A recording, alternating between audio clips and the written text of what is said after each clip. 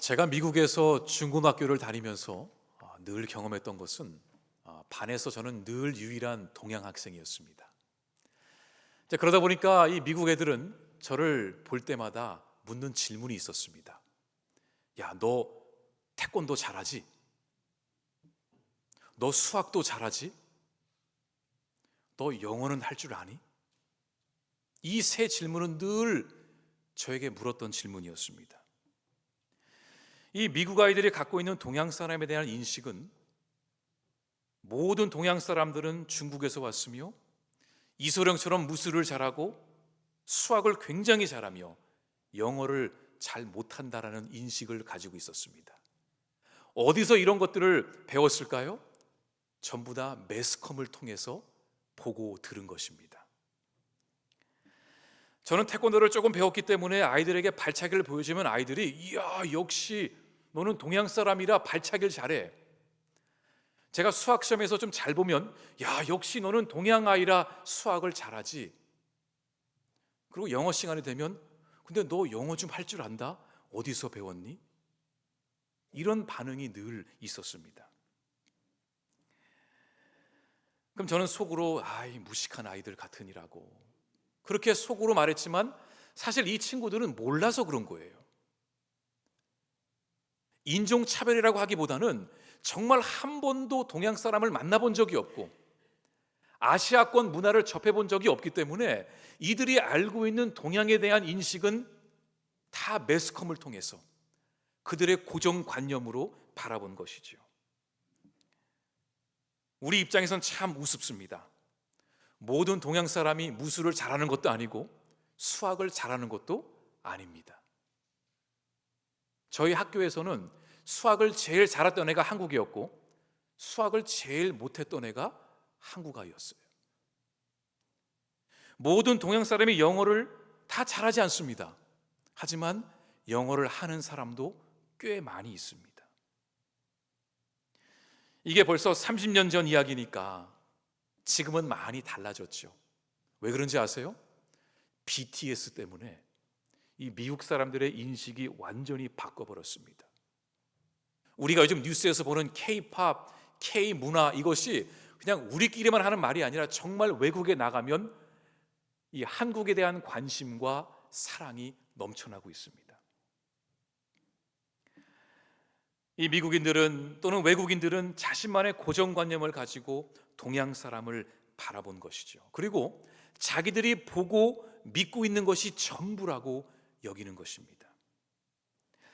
여러분, 고정관념이 무엇일까요? 사전적 의미를 보면은 공정하지 못하고 한쪽으로 치우쳐서 바라보는 것입니다. 그러니까 어떠한 사물을 전체적으로 골고루 보지 못하고 한쪽에서만 아주 일부만 바라보며 이게 전부라고 생각을 하는 것입니다. 우리가 어떤 특정 단어를 들었을 때 머릿속에 떠올리는 그림이 있습니다. 북한, 일본 등등이 있겠죠. 그 머릿속에 떠올려지는 그 그림이 바로 우리가 갖고 있는 고정관념입니다. 이 고정관념을 다른 말로 표현하면 편견, 선입견 또는 틀에 박힌 생각입니다. 우리는 나름 세상을 넓게 보고 있다고 생각합니다. 하지만 사실 우리는 우리만의 고정관념을 가지고 살아갑니다. 그래서 누군가와 대화를 나누다 보면은 꼭 마지막에는 싸움으로 끝나요. 다는 아니겠지만 왜냐하면 내 생각이 맞다고 여기거든요. 나는 맞고 너는 틀려. 나의 가치관은 맞고 너의 가치관은 틀려. 이런 나만의 자기 중심적인 고정관념을 가지고 살아가기 때문에 그렇습니다. 나이가 들수록 우리의 고집은 점점 세지고 내가 맞다고만 생각하고 그러다 보니 나이가 들수록 뭐가 없어지죠? 친구가 없어지는 거예요. 누가 같이 놀아주겠어요? 자기만 맞다고 얘기하는데. 그러니까 우리가 늘 마음을 좀 열고 내 말도 맞지만 저 사람의 말도 일리가 있겠구나 이 생각을 해야 됩니다. 자, 그렇다면 우리가 겸손한 마음으로 나의 관점과 생각과 경험이 항상 옳지 않을 수 있음을 인정하고 틀에 박힌 나의 생각을 넘어서 세상을 바라볼 수 있을 때에 우리는 우물 안의 개구리가 되지 않는 것입니다. 여러분, 우리의 신앙에도 고정관념이 있을까요? 당연히 있습니다. 우리 모두는 각자 가지고 있는 신앙의 편견 또는 신앙의 틀, 신앙의 잣대가 있습니다. 내가 자란 환경, 내가 다녔던 교회, 내가 만난 신앙의 선배들, 그들을 통해서 나만의 신앙의 틀이 만들어지게 됩니다. 그리고 우리는 우리 각자의 신앙의 잣대로 하나님을 바라보게 됩니다. 그러다가 내가 익숙하게 여기는 그 신앙의 틀에서 벗어난 의견이나 생각을 들으면은 잘 용납하지 못합니다. 기도는 그렇게 하는 거 아니야. 신앙생활 그렇게 하는 거 아니야. 나만의 생각이, 나의 신앙관이 옳다고 생각하고 다른 사람을 가르치려고 합니다. 왠지 아세요? 내가 알고 있는 신앙이 정석이라고 여기기 때문입니다. 근데 저는 지금 우리가 갖고 있는 신앙의 틀이 틀리다는 것이 아닙니다. 우리 모두는 자연스럽게 각자의 신앙의 틀을 만들어 갈 수밖에 없습니다. 그 신앙의 틀을 통해서 우리의 믿음이 생겨났고 또 하나님을 바라보게 되었습니다. 그런데 우리가 계속해서 이 믿음의, 이 신앙의 틀을 안에 있게 되면, 신앙의 틀을 벗어나지 못하면 우리는 하나님을 제한적으로밖에 보지 못하게 됩니다. 하나님은 하늘보다 높으시고 바다보다 넓으신데 우리 인간이 어떻게 그 하나님을 다 알 수 있겠습니까? 그것도 한 곳에서 그 좁은 렌즈로 하나님을 바라본다면 우리는 하나님의 그 모든 것을 우리가 다 보지 못하고 경험하지 못하게 됩니다. 그런데 만약에 우리의 신앙의 편견과 고정관념을 깨트리고 새로운 관점과 각도에서 하나님을 바라볼 수 있다면 우리는 분명히 하나님에 대해 더 많이 경험하고 알게 될 것입니다. 왜 이것이 중요할까요? 우리가 하나님의 뜻이 어디에 있는지를 알고 싶다면 먼저 하나님이 어떤 분이신지를 알아야 합니다. 아는 만큼 보인다고 그러죠? 우리의 신앙도 마찬가지입니다. 우리가 하나님을 더 알아갈수록 우리는 하나님의 뜻을 분명하게 알게 됩니다.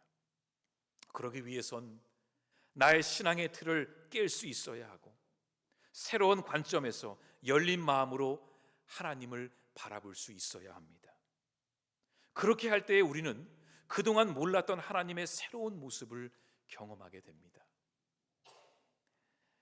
하나님은 역동적으로 움직이시는 분이십니다.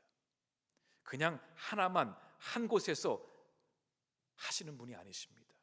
우리 하나님은 다양한 방법으로 여러 곳에서 하나님의 때에 하나님의 방법으로 하나님은 역사하시는 분이십니다. 그 하나님을 우리가 좀 더 바라보고 알기 위해선 우리도 여러 각도에서 여러 관점에서 열린 마음으로 하나님을 볼 수 있어야 하는 것이죠. 자, 사도행전의 말씀으로 돌아가서 오늘 우리는 초대교회의 그 모습을 함께 살펴보기를 원합니다.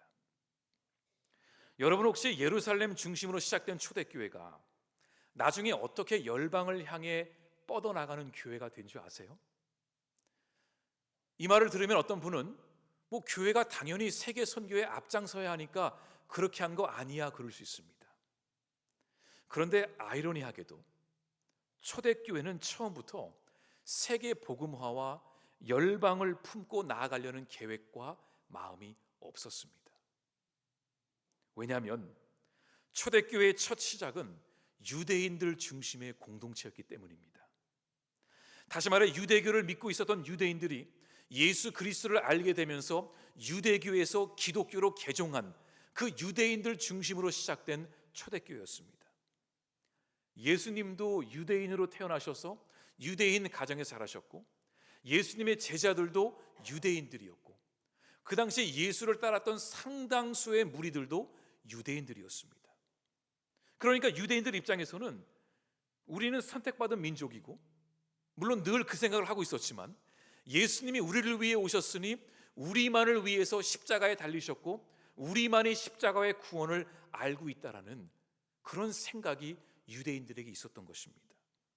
그러니까 자연스럽게 이 제자들은 이 복음의 소식을 열방을 향해 간 것이 아니라 자기 동족들을 향해서 먼저 간 것입니다. 유대인들을 전도해야지, 유대인들 지역에만 가야지. 그러다 보니까 이 초대교회가 예루살렘을 벗어나지를 못했습니다. 늘 예루살렘 주변에만 머물면서 전도하고 사역을 했던 것이지요. 초대교회 유대인들은, 이방인들은 하나님의 백성이 될 수 있다라는 생각을 하지 않았습니다. 아예 처음부터 이방인들에게 복음을 전해야 한다는 생각을 갖지 않았습니다. 예수님이 분명히 제자들에게 너희는 성령을 받아 사마리아와 온 땅끝까지 복음을 전하라 말씀하셨지만 이 제자들은 그 말씀의 의미를 이해하지 못했습니다. 하나님은 우리 유대인들을 선택하셨어. 그래서 예수님이 우리에게 보내신 거야. 이 생각의 틀을 벗어나지를 못했습니다. 그러니까 하나님께서 스데반 집사의 순교를 통해 그 예루살렘 교회를 흩어지게 하셨던 것입니다. 그런데 그렇게 이방인들을 멸시하고 적대적인 모습을 보였던 초대교회 유대인 공동체가 어떠한 특별한 사건을 경험하게 되면서 그들이 갖고 있던 신앙의 틀이 온전히 깨져버리게 됩니다. 말로 하도 안 들으니까 하나님이 놀라운 사건을 통해 그들에게 보여주신 거죠. 그 사건의 시작으로 말미암아 이 복음의 소식은 유대인들을 넘어서 모든 열방을 향해 전파되기 시작합니다. 그 결과 교회는 유대인들만 있는 것이 아니라 모든 민족이 모여있는 다민족 교회로 거듭나게 됩니다. 그렇다면 어떤 사건이 있었기에 초대교회 교인들은 하나님의 뜻이 모든 민족을 향해 있다는 것을 알게 되었을까요? 어떤 사건을 통해 그들은 하나님의 뜻이 무엇인지를 알게 되었을까요? 그 사건이 바로 예루살렘 교회의 수장이었던 베드로와 이방인 고넬료가 만난 사건이었습니다. 이 두 사람의 역사적인 만남이 초대교회의 선교의 물줄기를 바꿔놓은 것입니다. 여러분 혹시 고넬료라고 들어보셨습니까? 백부장 고넬료. 오늘 말씀에 그 고넬료의 이야기가 나옵니다. 오늘 1절 말씀 함께 보겠습니다. 가이사라에 고넬료라는 사람이 있으니 이달리아 부대라는 군대의 백부장이라. 먼저 그는 유대인이 아니라 로마 사람이었습니다. 그러니까 이방 사람이었다라는 거죠. 그의 이름을 봐도 알 수 있습니다. 우리는 고넬료 그러니까 좀 이름이 조금 웃기게 들릴 수 있습니다. 근데 이 원래 고넬료는 이 로마식 이름으로 코넬리우스라는 이름입니다. 이게 좀 더 정확히 말씀드리면 라틴어 이름인 거예요. 코넬리우스, 어거스투스, 막시무스, 요세푸스, 이런 우스가 들어가는 이름들은 전부 다 로마식 이름입니다. 그러니까 이방인들이라는 거죠. 이 코넬료는 가이사라에 있는 지역의 백부장이었습니다. 이 당시 로마 군대는 6천 명의 대규모의 군사들로 모여진 하나의 부대였습니다. 이 6천 명의 부대가 로마 전역에 퍼져 있었죠. 이 큰 부대를 리전, 또 레기온이라고 부릅니다. 이 6천 명이 있는데 그 안에서도 600명씩 10개의 부대로 나눴습니다. 그리고 그 600명의 부대도 다시 100명씩 나눈 거죠. 그러니까 6천 명의 거대한 군사들이지만 600명씩 100명씩 나눠서 필요시에 이 군사들을 이동했던 것입니다. 그렇게 함으로 로마 제국은 거대한 영토를 다스릴 수 있었던 것입니다. 이 고넬료는 이 가이사라 지역에 있는 그 100명의 군사들을 통솔하는 대장이었던 것입니다. 그래서 그를 백부장이라 불렀던 것이지요. 그런데 고넬료가 여호와 하나님을 알게 된 것입니다. 아마도 누군가가 그에게 하나님에 대한 이야기를 전해 주었겠지요. 그 결과 온 식구가 하나님을 믿기 시작했습니다. 그와 그의 가정은 하나님의 가르침을 따라 주변을 둘러보며 가난하고 소외받고 어려운 자들을 도와주었습니다. 그리고 고넬료는 기도하는 사람이었다고 성경은 말하고 있습니다. 더 나아가 그와 그의 가정은 하나님을 믿었을 뿐만이 아니라 하나님을 경외하는 자였다고 오늘 말씀은 우리에게 말해주고 있습니다. 그러던 어느 날 이 고넬료가 기도하던 중에 하나님이 주시는 환상을 보게 됩니다.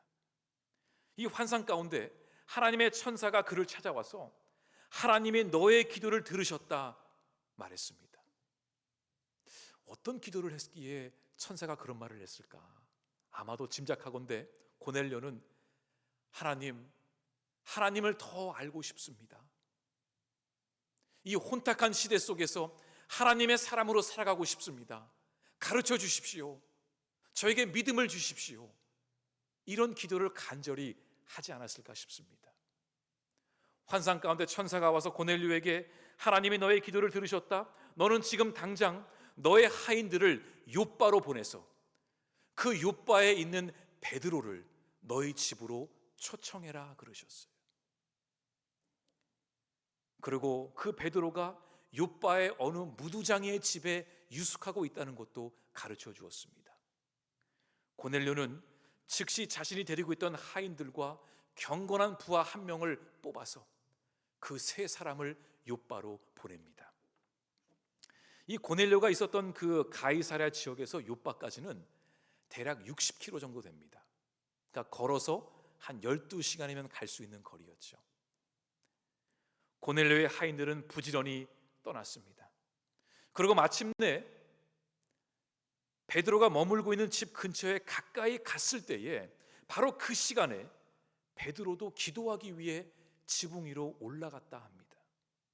이 유대인들은 시간을 정해놓고 기도했거든요. 그러니까 마침 고넬료의 하인들이 도착했을 그때쯤이 베드로가 기도하러 올라갈 그 타이밍이었던 것입니다.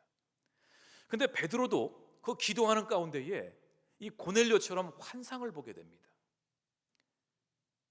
하늘에서 한 그릇이 내려오는데 그 그릇이 마치 보자기와 같았습니다. 그 커다란 보자기 안에 4발 달린 짐승들과 기어다니는 것들과 날아다니는 새들이 그 보자기 안에 가득 채워져 있었던 것입니다. 근데 바로 그때에 베드로의 귓가에 하나님의 음성이 들린 것입니다. 베드로야, 그 짐승들을 잡아 먹어라 그러셨어요. 그 내용이 오늘 12절과 13절에 나옵니다. 그 안에는 땅에 있는 각종 4발 가진 짐승과 기는 것과 공중에 나는 것들이 있더라. 또 소리가 있으되 베드로야 일어나 잡아 먹어라 하거늘. 베드로는 그 말을 듣고 깜짝 놀랐습니다. 그리고 하나님께 이렇게 대답했습니다. 14절입니다. 베드로가 이르되 주여 그럴 수 없나이다. 절대로 그렇게 할 수 없습니다. 하나님, 속되고 깨끗하지 아니한 것을 내가 결코 먹지 아니하였나이다 한데, 왜 베드로는 하나님께서 그 짐승들을 먹으라 하셨는데 왜 먹지 않겠다고 거부했을까요? 그 이유는 지금 그 보자기 안에 있는 짐승들은 레위기 율법에 의하면 부정한 짐승들이었습니다. 그 레위기의 정결법에 의하면은 그 짐승들은 부정하기 때문에 깨끗하지 못하기 때문에 먹지 말아야 할 짐승들이었기 때문이었습니다. 그러니까 베드로는 주님, 저는 그동안 율법에 따라 살아왔고 그 율법에 의하면은 이 짐승들은 먹지 말라고 했습니다. 저는 절대로 먹을 수 없습니다. 아주 완강하게 거부한 것입니다. 그러니까 또다시 하늘에서 음성이 들려왔습니다. 15절입니다. 또 두 번째 소리가 있으되 하나님께서 깨끗하게 하신 것을 내가 속되다 하지 말라 하더라. 하나님은 베드로의 그런 마음을 아시고 이렇게 말씀하신 겁니다. 베드로야, 하나님께서 깨끗하다 하셨으니 괜찮아.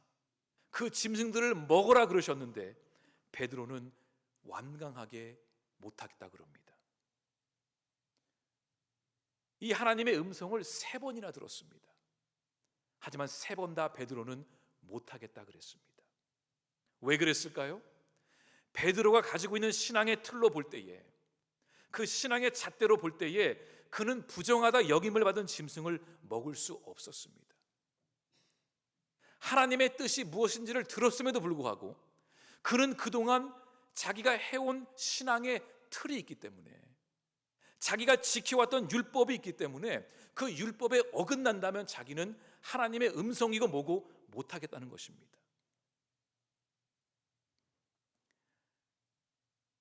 유대인들은 이 율법을 목숨같이 지켜왔습니다. 이 모세의 율법과 장로들의 전통을 지켜야만이 하나님의 백성이 될 수 있다고 믿으며 그렇게 살아왔습니다.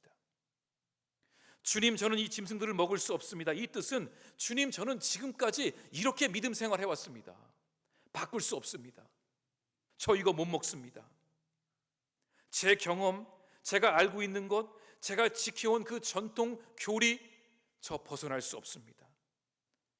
베드로는 자기가 알고 있는 것이 절대적 진리라고 믿었던 것입니다. 베드로뿐만이 아니라 그 당시에 유대인들은 다 그렇게 생각을 했습니다. 하나님의 뜻을 묻는 것이 아니라 모세의 율법을 더 따르려고 했던 그 유대인들, 자신들의 신앙의 틀에 매여서 그 잣대로 하나님을 바라보았던 유대인들이었습니다.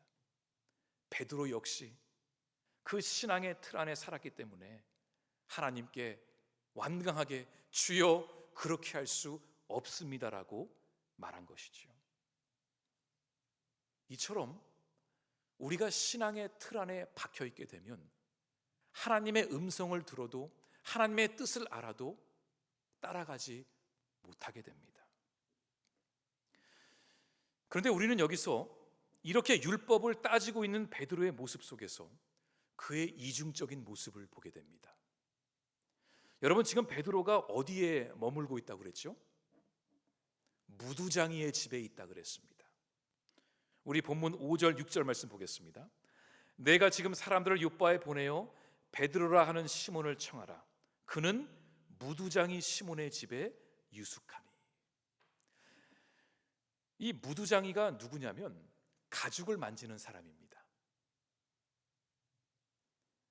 근데 여러분, 가죽을 만지려면 무엇을 먼저 만져야 되죠? 죽은 동물의 사체를 만져야 됩니다. 근데 이 모세의 율법에 의하면 죽은 사체를 만지게 되면 그 사람은 부정하게 됩니다. 그리고 죽은 사체를 만진 사람을 또 누군가가 만지면 그 사람도 부정하게 됩니다. 이게 율법이었습니다. 그러니까 이미 무두장이는 이미 부정한 일을 하고 있기 때문에 그가 만지는 것마다 다 부정함으로 여겼고 그의 집안 전체가 다 정결법을 어기게 된 겁니다. 근데 베드로가 지금 그 무두장이 집에 있습니다. 율법을 그렇게 따지는 자가 본인 스스로가 먼저 그 율법의 정결법을 어긴 것입니다. 그리고 베드로는 지금 경건하게 지붕 위로 올라가서 하나님께 기도를 드리고 있습니다. 근데 이 베드로의 모습을 보면서 참 우리의 모습을 보기도 합니다. 우리도 내 주관대로 하나님의 뜻이 무엇인지를 판단할 때가 있습니다. 내가 원하지 않으면 하나님의 뜻도 아닌 겁니다. 내가 원하면 하나님의 뜻이 되고 내가 원하지 않으면 하나님의 뜻이 아니라고 여기는 우리의 모습들도 보이기도 합니다. 율법을 그렇게 지켜야 한다고 강조하면서 정작 본인은 율법을 어기고 살아갑니다.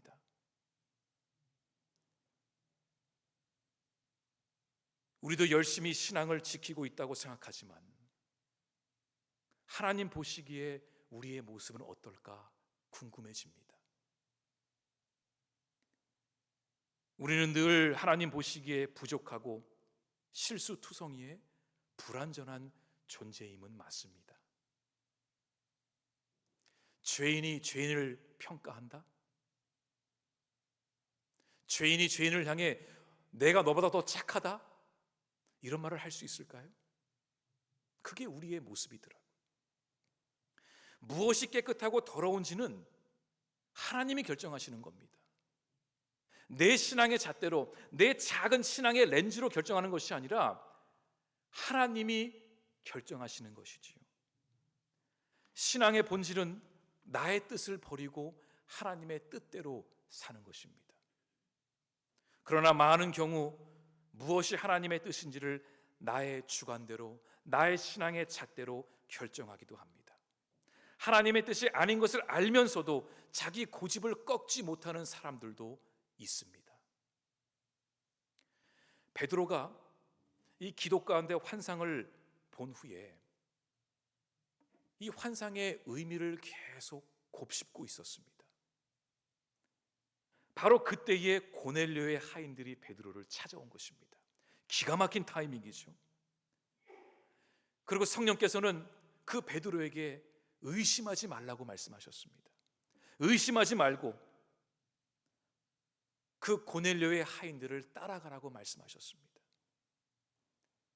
지금 고넬료가 베드로를 부른 것처럼 보이지만 사실 하나님께서 이 베드로가 갖고 있는 신앙의 고정관념을 깨트리기 위해서 그를 고넬료의 집으로 보내고 계시는 겁니다. 그렇게 함으로 이 교회가 복음을 들고 열방을 향해 나아갈 수 있도록 예루살렘 교회의 수장인 베드로와 이방인 경건한 사람 고넬료를 만나게 하신 것입니다.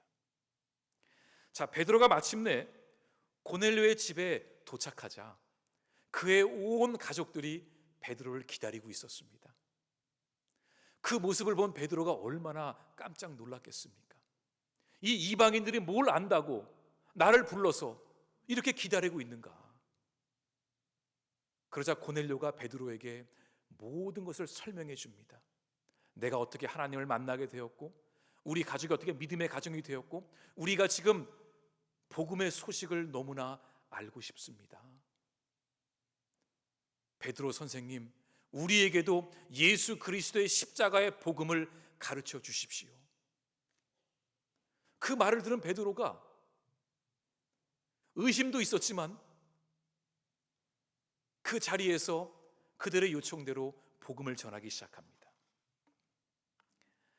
근데 그렇게 베드로가 설교를 다 마치고 나니까 그 자리에서 놀라운 일이 벌어진 것입니다.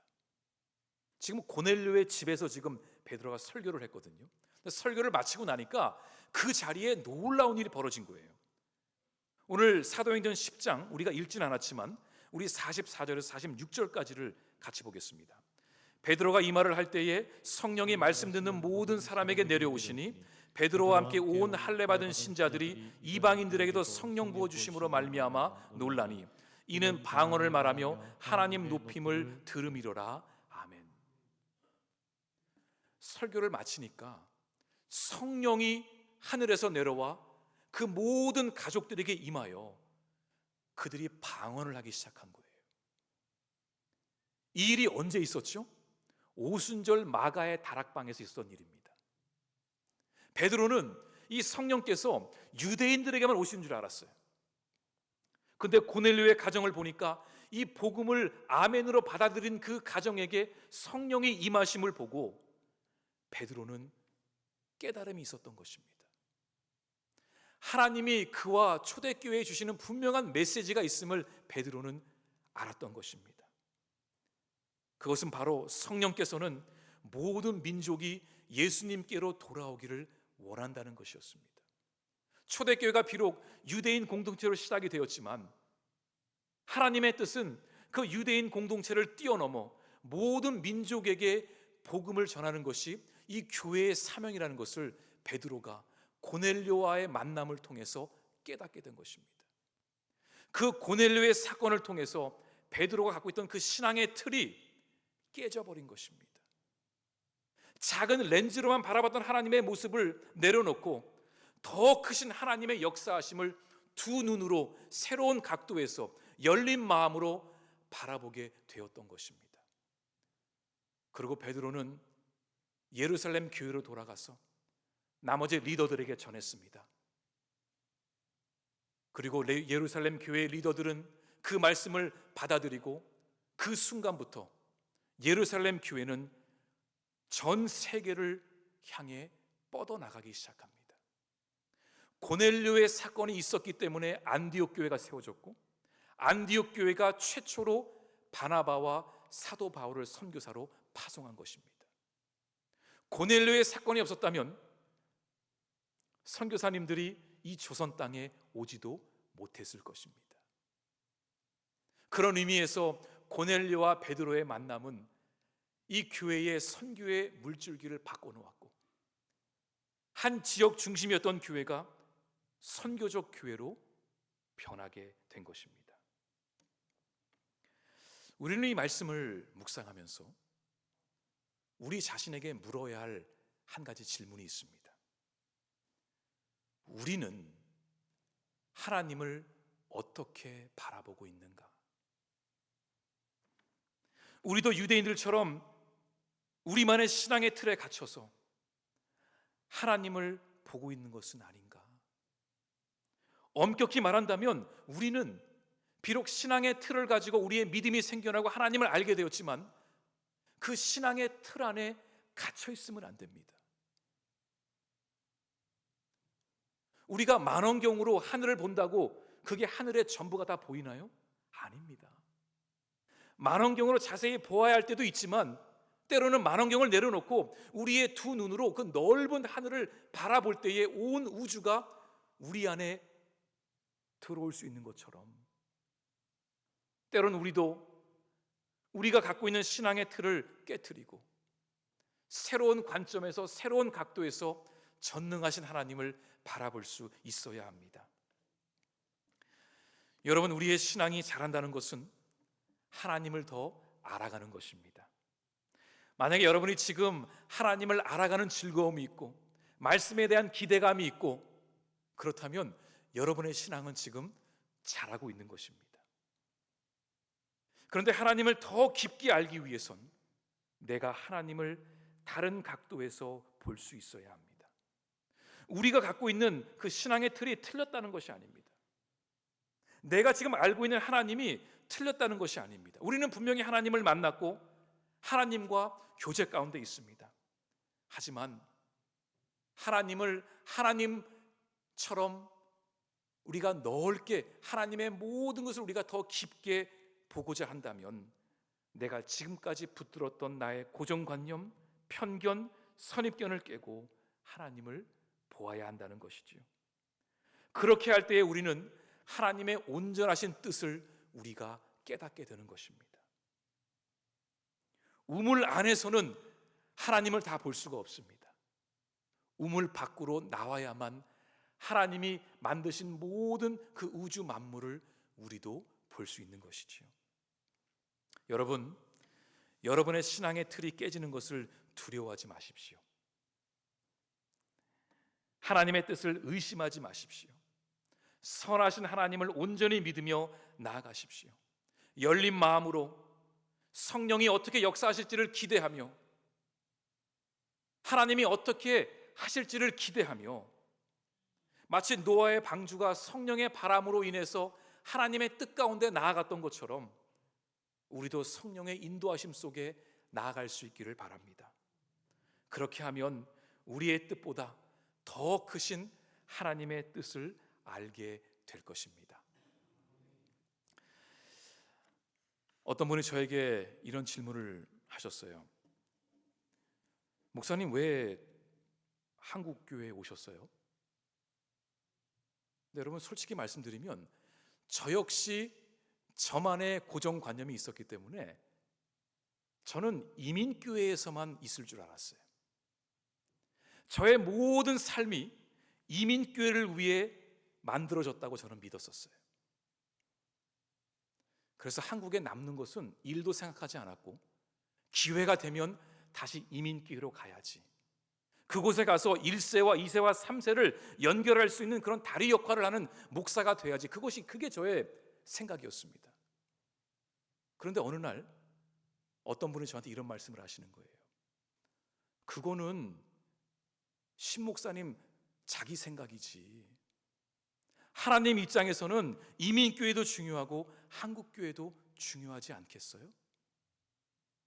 너의 관점에서만 보지 말고 하나님의 관점에서 바라보고 하나님이 원하시는 곳에 그때에 가는 것이 순종 아니겠냐 그러셨어요. 그 말을 듣고 제 생각이 확 변해버렸어요. 그리고 지금 와서 보니까 제가 풀향기에 오지 않았더라면 하나님에 대해서 이만큼밖에 몰랐을 것입니다. 하지만 지금은 이만큼보다 조금 더 보태서 한 이 정도 하나님이 누구신지를 알아가고 있습니다. 우리에게 그런 마음이 필요합니다. 그런 신앙의 자세가 필요합니다. 하나님을 여러분의 생각 속에 가두려고 하지 말고 여러분이 열린 마음으로 하나님을 바라보십시오. 그러면 분명히 하나님께서 저와 여러분을 향한 하나님의 뜻, 여러분의 가정을 향한 하나님의 뜻, 우리 풀향기 교회를 향한 하나님의 뜻을 보여주실 것입니다. 우리 함께 말씀을 붙들며 함께 기도하겠습니다. 하나님, 이 시간 우리의 신앙의 잣대를 내려놓게 하시고 열린 마음으로 하나님이 하나님 되심을 인정하며 하나님을 바라보게 하여 주시옵소서. 하늘보다 높으시고 바다보다 넓으신 하나님을 바라보게 하셔서 우리를 향한, 우리 교회를 향한 주님의 뜻을 깨닫고 그 뜻에 순종하는 우리 모두가 되게 하여 주시옵소서. 우리 시간 말씀을 붙들며 우리 함께 결단의 기도 드리겠습니다. 하나님 아버지, 이 시간 우리에게 하나님을 하나님으로 바라볼 수 있는 그 신앙을 허락하여 주시옵소서. 우리의 좁은 렌즈로 우리의 신앙의 잣대로 주님을 평가하고 바라보는 것이 아니라 아버지여, 우리의 마음을 열어주시고 우리의 눈과 귀를 열어주셔서 하나님의 놀라우신 뜻을 우리가 깨달을 수 있도록 아버지 역사하여 주시옵소서. 우리 풀향기 교회가 그런 교회가 되기를 원합니다. 이 시대에 하나님의 뜻을 이루고 나아갈 수 있는 거룩한 믿음의 공동체가 되게 하여 주시옵소서. 늘 주님의 뜻에 예민하게 반응하며 성령의 인도하심 속에 나아가는 우리의 인생, 우리의 교회 공동체 되게 하여 주시옵소서. 이 모든 말씀 예수님 이름으로 기도드립니다. 아멘. 사랑과 은혜가 충만하신 하나님, 하나님의 뜻이 우리의 삶 가운데, 이 나라의 민족 가운데, 우리 풀향기 교회 가운데 이루어지게 하여 주시옵소서. 우리의 마음의 눈, 영의 눈을 열어주셔서 하나님이 하나님 되심을 바라보며 예배하게 하여 주옵소서. 이 모든 말씀 예수님 이름으로 기도드립니다. 아멘.